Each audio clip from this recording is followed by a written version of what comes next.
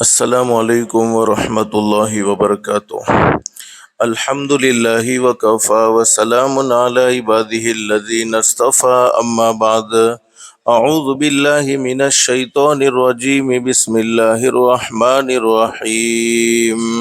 یا ایہا الذین آمنوا اتقوا اللہ ولتنظر نفس ما قدمت لغد واتقوا اللہ ان اللہ خبیر بما تعملون۔ ولا تكونوا كالذين نسوا الله فأنساهم أنفسهم أولئك هم الفاسقون۔ لا يستوي أصحاب النار وأصحاب الجنة، أصحاب الجنة هم الفائزون۔ صدق الله العظيم۔ رب اشرح لي صدري ويسر لي أمري واحلل عقدة من لساني يفقهوا قولي۔ سبحانك لا علم لنا إلا ما علمتنا إنك أنت العليم الحكيم۔ اللهم صل على محمد وعلى آل محمد كما صليت على إبراهيم وعلى آل إبراهيم إنك حميد مجيد۔ اللهم بارك على محمد وعلى آل محمد كما باركت على إبراهيم وعلى آل إبراهيم إنك حميد مجيد۔ محترمہ مائیں اور بہنیں، اللہ کا بہت بڑا احسان اور بہت بڑا کرم ہے کہ اللہ پاک نے رمضان المبارک کے مہینے میں تھوڑی دیر دین کی باتیں سننے کے لیے یہاں اس گھر میں جمع فرمایا۔ دعا کرو اللہ سب کے جمع ہونے کو قبول فرمائے۔ حدیث شریف میں حضرت اقدس نبی کریم صلی اللہ علیہ وسلم نے بڑی زبردست بات بیان فرمائی ہے۔ حضور صلی اللہ علیہ وسلم نے ارشاد فرمایا، بڑا خوش نصیب ہے میرا وہ امتی جس کو رمضان المبارک کا مہینہ ملا اور رمضان المبارک کے مہینے میں اس نے اپنے گناہوں کی اللہ سے معافی مانگ لی اور اللہ کو راضی کر لیا۔ اور ہمارے آقا حضرت محمد الرسول اللہ صلی اللہ علیہ وسلم نے اپنی سچی زبان مبارک سے یہ بات بیان فرمائی ہے، بڑی بربادی ہے میرے ان امتیوں کے لیے جن کو رمضان کا مہینہ ملا اور رمضان کا مہینہ بھی ان کا غفلت میں گزر گیا۔ ماں بہنیں، ایک وہ وقت تھا کہ ہم اپنی زبان سے کہہ رہے تھے رمضان کا مہینہ آنے والا ہے، پھر ایک وہ دن بھی آیا کہ ہم نے اپنی زبان سے کہا کہ رمضان کا مہینہ آ گیا۔ آج ہم اپنی زبان سے کہہ رہے ہیں کہ رمضان کا مہینہ جانے والا ہے۔ بہت سے لوگ کہتے ہیں رمضان کا مہینہ مہمان ہے، آیا ہے چلا جائے گا، لیکن حقیقت یہ ہے رمضان کا مہینہ مہمان نہیں ہے، مہمان تو ہم خود ہیں، اس لیے کہ رمضان المبارک کا مہینہ تو قیامت تک بار بار آتا رہے گا، لیکن آئندہ رمضان میں ہمارے رہنے کی کوئی گارنٹی نہیں ہے، اس لیے کہ بہت سے لوگ گزشتہ رمضان میں ہمارے درمیان میں موجود تھے، اس رمضان میں وہ ہمیں نظر نہیں آتے ہیں۔ عید عربی زبان کا ایک لفظ ہے جس کے معنی بار بار لوٹ کر واپس آنا۔ عید کو عید اسی لیے کہتے ہیں کہ عید ہمیشہ بار بار لوٹ کر واپس آئے گی، لیکن اس کے منانے والے ہمیشہ نہیں رہیں گے، بلکہ اس کے منانے والے آتے جاتے رہیں گے۔ اس وقت مجھے مختصر بتلانا یہ ہے، رمضان المبارک کا مہینہ رخصت ہونے والا ہے، رمضان المبارک کا مہینہ مکمل ہونے والا ہے، اسی طرح ایک نہ ایک دن ہماری زندگی بھی مکمل ہو جائے گی۔ اسی لیے علماء نے بڑی زبردست بات بیان فرمائی ہے، اپنی زندگی کو رمضان المبارک کے مہینے کی طرح گزارو۔ کیا مطلب ہے؟ رمضان کے مہینے میں شیطان قید ہو گئے، ہم نے بہت سے نیک اعمال کیے، اللہ ہمارے نیک اعمال کو قبول فرمائے، ہم نے رمضان کے روزے رکھے، اللہ پاک روزوں کو قبول فرمائے، تراویح کا اہتمام کیا، تراویح کو اللہ پاک قبول فرمائے۔ رمضان المبارک کے مہینے میں بہت سے گناہوں سے اللہ پاک نے ہمیں بچائے رکھا، بس اللہ سے دل سے دعا کر لو رمضان کا مہینہ گزر جانے کے بعد ہم سب کے لیے ان گناہوں سے بچنا آسان فرمائے جن گناہوں سے ہم رمضان کے مہینے میں بھی بچتے رہے ہیں۔ تو علماء نے لکھا ہے کہ رمضان المبارک کا مہینہ جیسے ہم نے گزارا ہے ویسے ہی پوری زندگی ہونی چاہیے، ویسی ہی پوری زندگی ہونی چاہیے۔ زندگی گزارو رمضان کی طرح تو موت آئے گی انشاءاللہ عید کی طرح۔ وہ لوگ جنہوں نے رمضان کے روزے رکھے، وہ لوگ جنہوں نے تراویح کا اہتمام کیا، رمضان کی قدردانی کی، ان کے لیے عید کی خوشی ایک عجیب خوشی ہوتی ہے، دلی خوشی ہوتی ہے۔ اور وہ لوگ جنہوں نے روزے نہیں رکھے ہیں، تراویح نہیں پڑھی ہیں، رمضان کا مہینہ بھی باقی 11 مہینوں کی طرح غفلت میں گزارا ہے، ان کی خوشی اور ان لوگوں کی خوشی میں فرق ہے جنہوں نے رمضان کے مہینے کی قدردانی کی ہے۔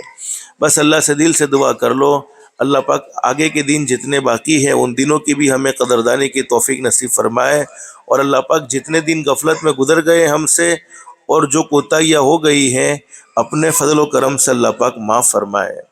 ابھی آج کی رات 25ویں رات شب قدر تلاش کرنے کو کہا گیا، طاق راتوں میں 21ویں گزر گئی، 30ویں گزر گئی، آج کی 25ویں رات ہے، پھر 27ویں رات آئے گی، پھر 29ویں رات آئے گی، لیکن حقیقت یہ ہے رمضان المبارک کا تو ہر دن اور رمضان المبارک کے مہینے کی ہر راتیں بڑی نرالی ہیں۔ ان راتوں میں، ان دنوں میں اللہ پاک دعاؤں کو قبول فرماتے ہیں۔ ان راتوں میں اور ان دنوں میں ہم اللہ سے مانگتے ہیں، اللہ پاک ہمارے سوال کو رد نہیں فرماتے ہیں، بلکہ حدیث شریف میں حضرت اقدس نبی کریم صلی اللہ علیہ وسلم نے ارشاد فرمایا، میرے وہ بندے، اللہ رب العالمین خود فرماتے ہیں، میرے وہ بندے، میری وہ بندیاں جو رمضان کے مہینے میں روزے سے رہیں، میری محبت میں بھوکے رہیں، میری محبت میں پیاسے رہیں، پھر وہ مجھ سے کسی چیز کے بارے میں سوال کرے، میں ان کے سوال کو رد نہیں کرتا، بلکہ ان کے سوال کو ضرور منظور کرتا ہوں، ان کے سوال کو ضرور قبول کرتا ہوں۔ میں اصل بتلانا یہ چاہتا ہوں، چونکہ رمضان المبارک کے مہینے کا یہ آخری بیان، اب عید آئے گی، تو عید کے بعد ہمارا وقت کیسا گزرنا چاہیے، عید کے بعد ہماری زندگی کیسی ہونی چاہیے۔ الحمدللہ رمضان کے مہینے میں نمازوں کا اہتمام کیا ہے، تو نماز رمضان کا مہینہ جانے کے بعد معاف نہیں ہو جائے گی، بلکہ عید کے بعد بھی نمازوں کا اہتمام ضروری ہوگا۔ اور حدیث شریف میں حضرت اقدس نبی کریم صلی اللہ علیہ وسلم نے بڑی زبردست بات بیان فرمائی ہے۔ حضرت نبی کریم صلی اللہ علیہ وسلم نے ارشاد فرمایا، میرے امتیوں، اگر میری آنکھوں کو ٹھنڈا کرنا چاہتے ہو تو نماز کو کبھی نہ چھوڑنا، اور نماز صرف رمضان کے ساتھ خاص نہیں ہے، نماز صرف جمعہ کے ساتھ خاص نہیں ہے، بلکہ اللہ پاک نے ہمیں دن رات کے 24 گھنٹے عطا فرمائے ہیں۔ 24 گھنٹے میں اللہ پاک نے ہم سے 1.25 یا 1.5 گھنٹہ مانگا ہے، اس 1.25 میں 1.5 گھنٹے میں ہم اللہ کے سامنے جھک جائیں گے۔ اللہ فرماتے، میرے بندو، میری بندیوں، اگر میرے سامنے جھکو گے، دنیا والوں کے سامنے جھکنے کی ضرورت نہیں ہے، پوری دنیا کو اللہ تمہارے سامنے جھکا دے گا، اور اگر میرے سامنے نہیں جھکو گے پھر دنیا والوں کے سامنے جھکنا پڑے گا۔ تو نمازوں کا اہتمام کرنے کی برکت سے زندگیوں میں چین سکون، زندگیوں میں راحت، اللہ پاک ہماری اولاد کو ہماری آنکھوں کی ٹھنڈک بنائے گا، اللہ پاک ہماری اولاد کو ہمارا فرما بردار بنائے گا، شیطان مردود کے حملے سے اللہ پاک زندگی میں بھی حفاظت فرمائے گا، اور جب موت آ رہی ہوتی ہے تو شیطان مردود کی پوری یہ کوشش ہوتی ہے دنیا سے جانے والا کوئی انسان ایمان کے ساتھ دنیا سے نہ جائے، کلمے کے ساتھ دنیا سے نہ جائے، شیطان مردود پوری یہ کوشش کرتا ہے، لیکن حدیث شریف میں حضرت اقدس نبی کریم صلی اللہ علیہ وسلم نے ارشاد فرمایا، میرے وہ امتی جنہوں نے نمازوں کا اہتمام کیا، روح نکالنے والے فرشتے ملک الموت شیطان مردود کو اس کے پاس سے دور کر دیتے جب وہ دنیا سے جا رہا ہوتا ہے، اور خود کلمہ پڑھاتے ہیں، پھر اس کی روح کو قبضہ کرتے ہیں۔ اور حدیث شریف میں حضرت اقدس نبی کریم صلی اللہ علیہ وسلم نے ارشاد فرمایا، تمہارے بچے 7 سال کی عمر ہو جائے، انہیں نماز پڑھنے کو کہو، 10 سال کی عمر کو ہو جائے، نماز نہ پڑھنے پر تھوڑی بہت تنبیہ کرو، تو کون سے ماں باپ اپنے بچوں کو نماز کا کہہ سکتے ہیں جو خود نمازوں کا اہتمام کرنے والے ہو؟ تو ماں بہنیں آج نیت کر لو، جیسے رمضان کے مہینے میں اللہ کے سامنے جھکے ہیں، نمازوں کو نہیں چھوڑا ہے، بلکہ بہت سی ہماری ماں بہنوں نے تہجد کی نماز کا بھی اہتمام کیا ہوگا، بہت سے اللہ کی بندیوں نے اوابین کی نماز کا بھی اہتمام کیا ہوگا، بہت سے اللہ کی بندیوں نے اشراق کی نماز کا بھی اہتمام کیا ہوگا، چاشت کی نماز کا بھی اہتمام کیا ہوگا۔ رمضان کا مہینہ جانے کے بعد بھی اللہ پاک اگر ان نمازوں کا اہتمام کی توفیق دے دے تو بہت اچھی بات ہے، نوافل کا اہتمام کی توفیق مل جائے، لیکن کم سے کم اتنا ضرور ہے کہ 5 وقت کی فرض نمازیں کبھی نہ چھوٹنے پائے۔ بہت سی ماں بہنیں کیا کہتی ہے، گھر کے کام کی وجہ سے نماز نہیں پڑھی جاتی۔ اللہ کی بندیوں، گھر کا کام ضروری ہے یا اللہ کے سامنے جھکنا ضروری ہے؟ اور تمہیں تو اللہ نے کتنا اونچا مقام اور مرتبہ دیا ہے۔ علماء نے لکھا ہے کہ وہ عورت جو اپنے گھر میں ثواب کی نیت سے اللہ کا ذکر کرتے ہوئے جھاڑو لگائے، اللہ کا ذکر کرتے ہوئے گھر کی صفائی کرے. تم گھر کی صفائی کرتی ہو, تمہاری نیت کیا ہوتی ہے؟ گھر صاف ستھرا دکھنا چاہیے. اچھا, یہ نیت بھی درست ہے کہ پاکی کو اور صفائی کو اسلام نے پسند کیا ہے, تو یہ نیت بھی درست ہے, لیکن ثواب کی نیت سے اللہ کا ذکر کرتے ہوئے جھاڑو لگائے تو حدیث شریف میں حضرت اقدس نبی کریم صلی اللہ علیہ وسلم نے ارشاد فرمایا, جھاڑو لگانے کی برکت سے اللہ پاک اس کی زندگی بھر کے سارے گناہوں کو معاف کر دیتے ہیں. تم گھر کی صفائی کرتی ہو, اللہ تمہیں گناہوں سے پاک اور صاف فرما دیتے ہیں. اور علماء نے لکھا ہے کہ اللہ پاک اس عورت کو بیت اللہ میں یعنی کعبۃ اللہ میں جھاڑو لگانے کا ثواب عطا فرماتے ہیں. یہ بطور مثال میں آپ کو ایک دو باتیں سمجھا رہا ہوں تاکہ تمہیں تمہارا مقام سمجھ میں آوے. تمہارا دین بہت آسان ہے ماں بہن ہے, تمہارے لیے لمبے لمبے بیان کی کوئی ضرورت نہیں ہے, لمبی لمبی تقریروں کی کوئی ضرورت نہیں ہے. تم گھر میں رہ کے بہت کچھ حاصل کر سکتی ہو. بہت سی اللہ کی بندیاں کیا کہتی ہے, چھوٹے چھوٹے بچوں کی وجہ سے نماز نہیں پڑھی جاتی. بچے والی عورت کی 2 رکعت نماز بغیر بچے والی عورت کی 82 سال کی عبادت سے افضل ہے. ایک بغیر بچے والی عورت 82 برس اللہ کی عبادت کرے اور ایک بچے والی عورت 2 رکعت نماز پڑھے تو بچے والی عورت کی 2 رکعت نماز بغیر بچے والی عورت کی 82 برس کی عبادت پر بھاری ہوگی. پریگنیٹ عورت, حاملہ عورت کی 2 رکعت نماز بغیر حمل والی عورت کی 80 رکعت نماز سے افضل ہے. اللہ نے تمہیں بہت اونچا مقام اور مرتبہ دیا ہے, اس لیے ماں بہن اجنیت کر لو کہ نماز کو کبھی بھی نہیں چھوڑنا ہے.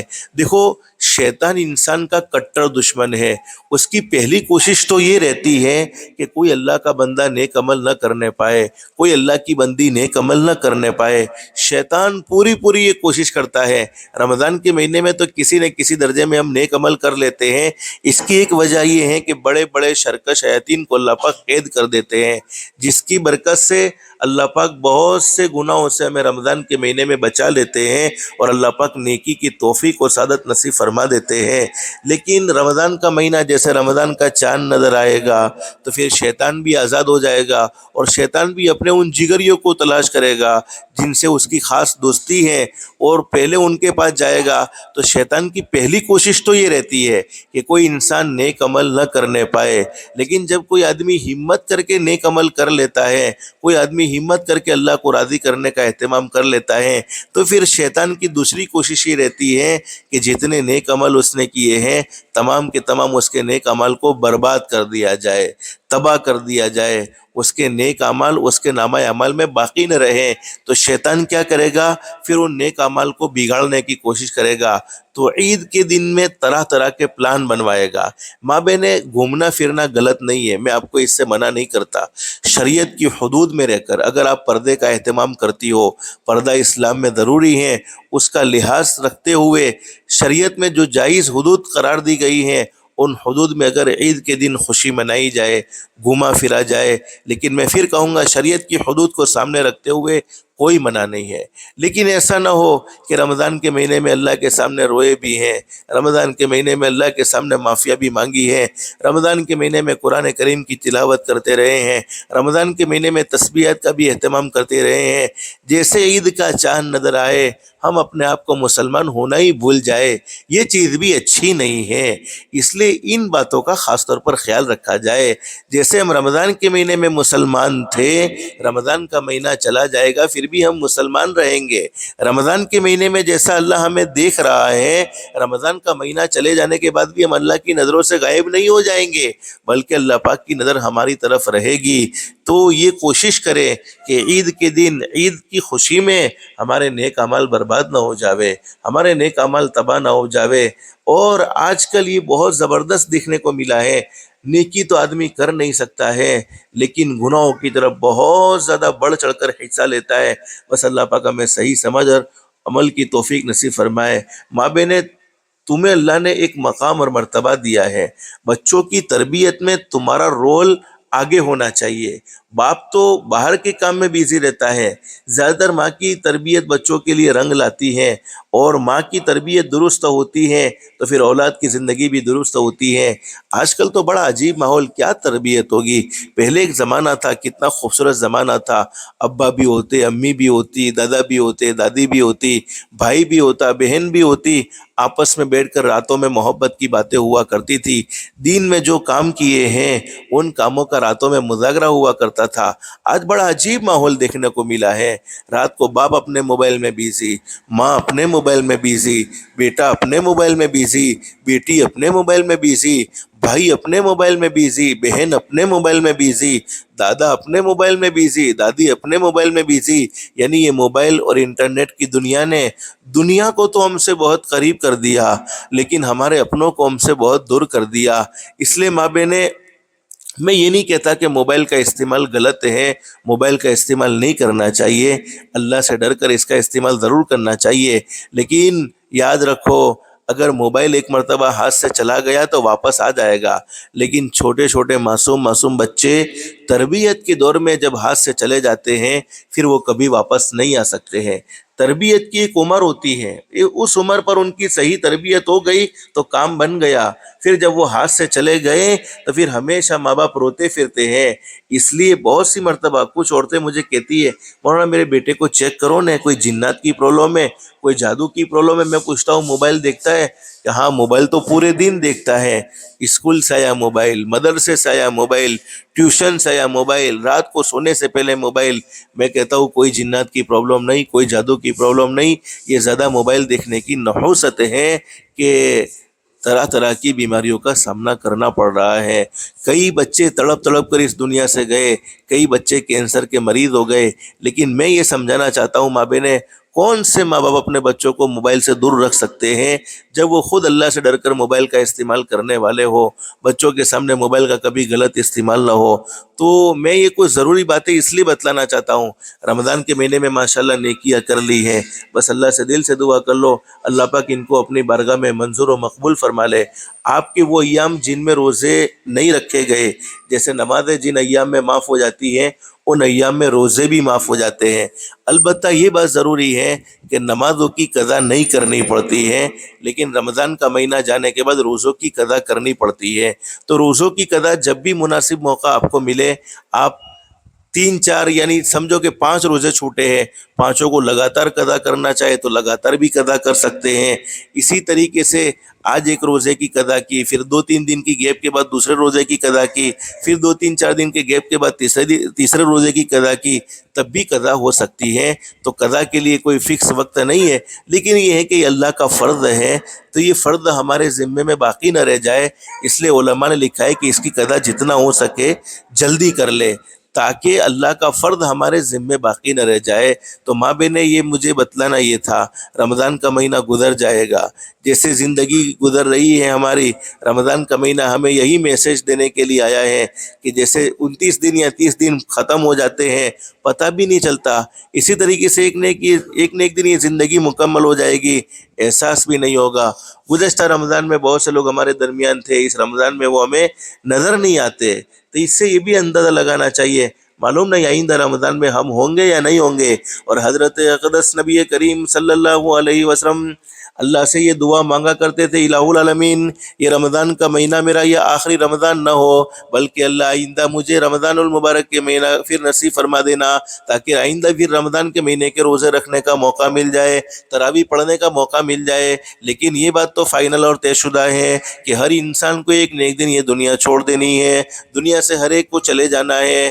اب اللہ اگر تو نے یہ فیصلہ کر لیا ہے کہ یہ میرا رمضان کا مہینہ آخری رمضان ہے تو اے اللہ اب تو مجھ پر رحم فرما دینا، تو ان لوگوں میں شامل فرما دینا جن پر تو نے رحم کیا، مجھے محروم نہ فرمانا۔ یہ ہمارے نبی، شان والے نبی، یہ دعا مانگ رہے ہیں۔ نبی کریم صلی اللہ علیہ وسلم تو بڑے شان والے ہیں، بڑے مقام والے ہیں، آپ نے تو رمضان المبارک کے مہینے کی جیسی قدردانی کی ویسی قدردانی کون کر سکتا ہے؟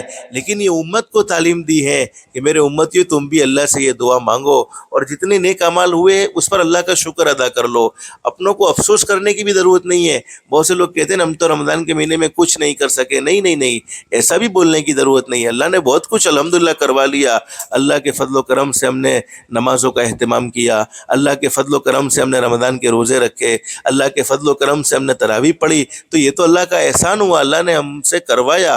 بس اللہ پاک اسے اپنی بارگاہ میں قبول فرما لے وے, منظور فرما لے وے. اور ماں بہنیں, میں آپ کو ایک چھوٹی سی دعا بتلا دوں. حدیث شریف میں حضرت اقدس نبی کریم صلی اللہ علیہ وسلم نے ارشاد فرمایا, میرا کوئی امتی, میں نے پہلے بھی شاید آپ کو بتلائی ہوگی یہ دعا, کسی بھی رات میں, حدیث شریف میں حضرت اقدس نبی کریم صلی اللہ علیہ وسلم نے ارشاد فرمایا, میرا کوئی امتی کسی بھی رات میں اس دعا کو صرف 3 مرتبہ پڑھ لے. بہت چھوٹی دعا ہے, اگر آپ یاد کر لے تو بہت آسان ہے.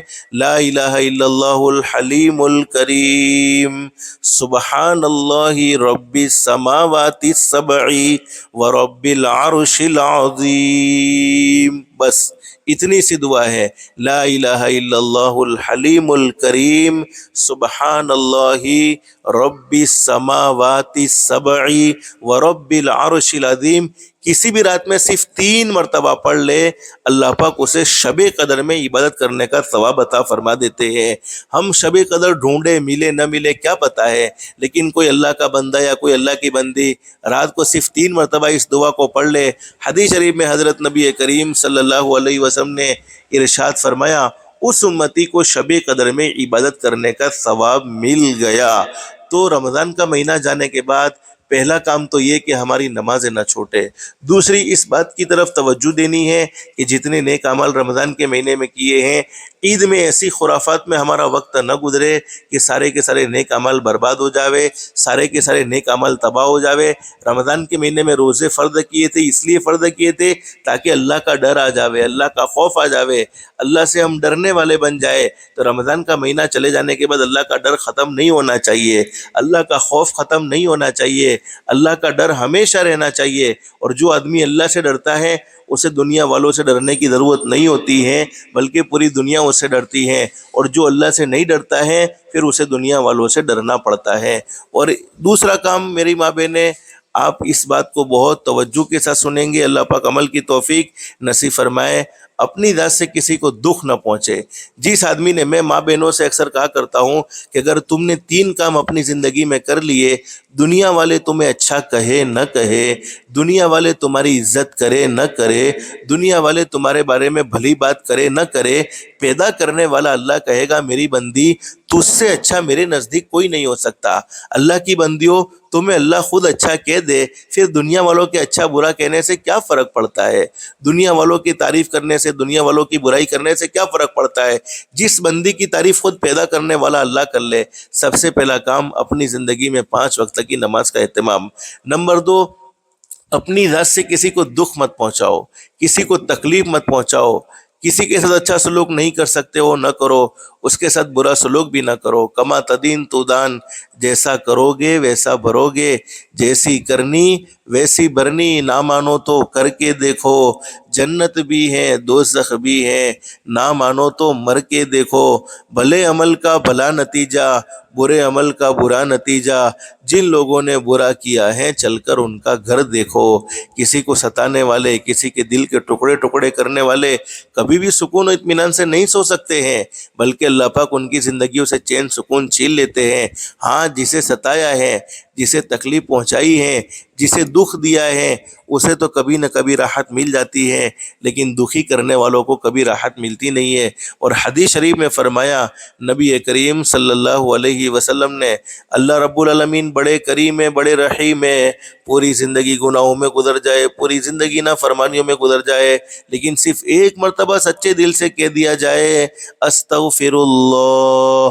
ماں بہنیں, دل میں کہہ دو, اے اللہ میں تجھ سے معافی مانگتی ہوں. استغفر اللہ کے معنی یہ ہے کہ اے اللہ میں تجھ سے معافی مانگتی ہوں. عورت ہے, مرد ہے, اے اللہ میں تجھ سے معافی مانگتا ہوں. اللہ رب العالمین فرماتے ہو میری بندی تو نے مجھ سے معافی مانگی ہے, میری عزت کی قسم میں نے تیری زندگی بھر کے سارے گناہوں کو معاف کر دیا ہے, اور ایسا معاف کیا ہے جیسا کہ تو نے گناہ کیا ہی نہیں تھا, جیسا کہ تو نے اللہ کی نافرمانی کی ہی نہیں تھی.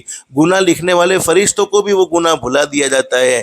زمین کے جس ٹکڑے پر ہم نے گناہ کیا, زمین ہماری نیکی کو بھی ریکارڈ کرتی ہے, زمین ہمارے گناہوں کو بھی ریکارڈ کرتی ہے, زمین بھی وہ گناہ بھول جاتی ہے. لیکن 2 گناہ ایسے ہیں جن کی سزا مرنے کے بعد تو ملتی ہی ملتی ہے، مرنے سے پہلے پہلے دنیا میں بھی ضرور مل جاتی ہے۔ نمبر ایک، جس نے اپنے ماں باپ کے دل کے ٹکڑے ٹکڑے کیے ہو، ماں باپ کو ستایا ہو۔ ماں بہنوں سے میں کہوں گا، میری بیٹیوں سے بہنوں سے کہوں گا، کبھی اپنی ماں کا دل ناراض نہ کرو، ماں کو ہمیشہ راحت پہنچاؤ، کبھی اپنے باپ کے دل کو ناراض نہ کرو۔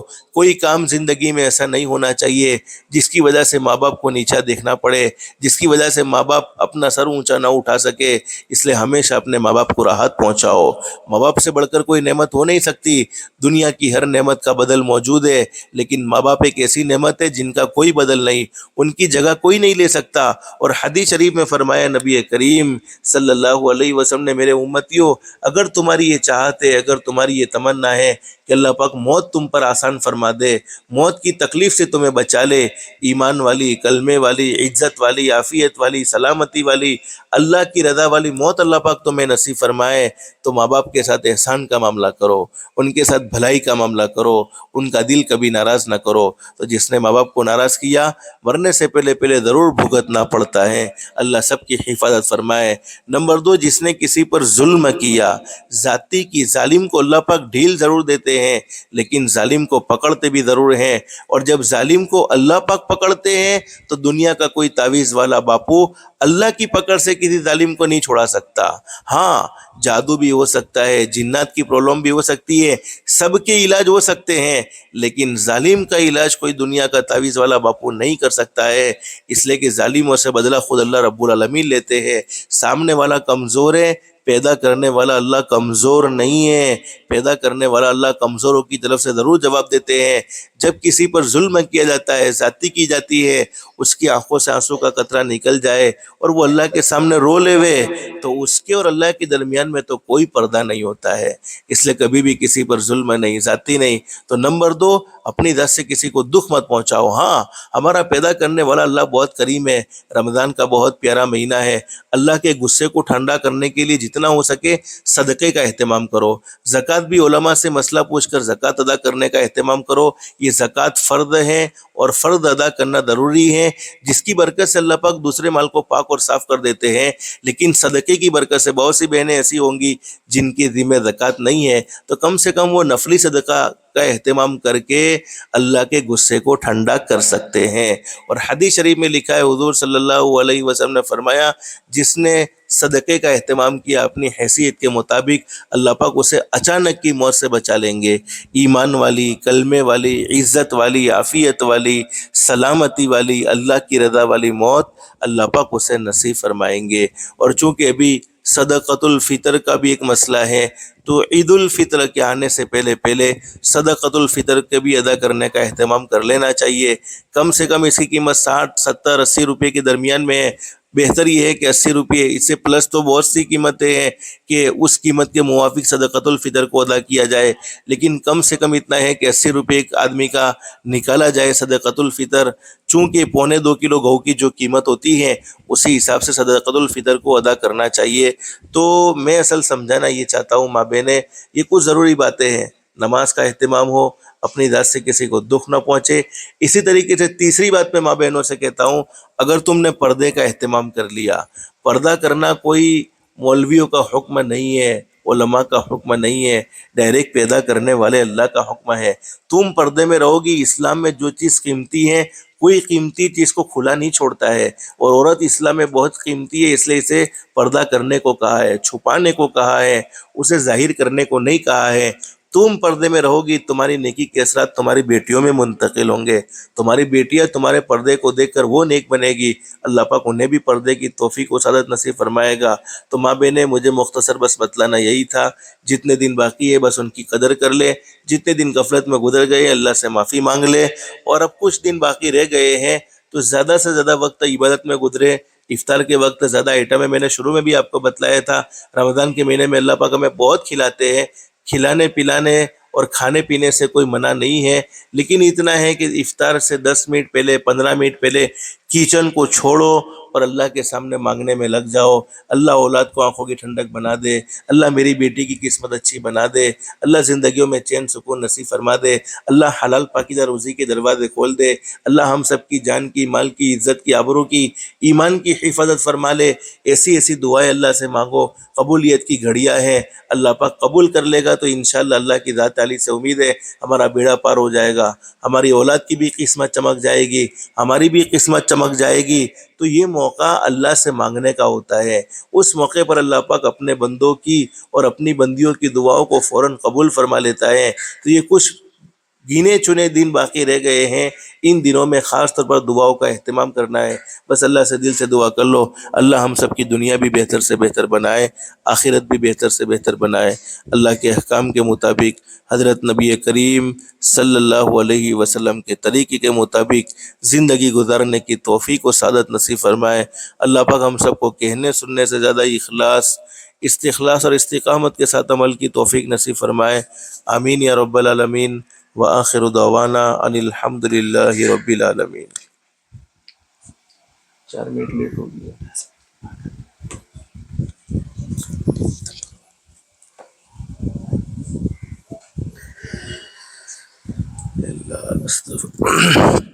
مختصر دعا کر لیں.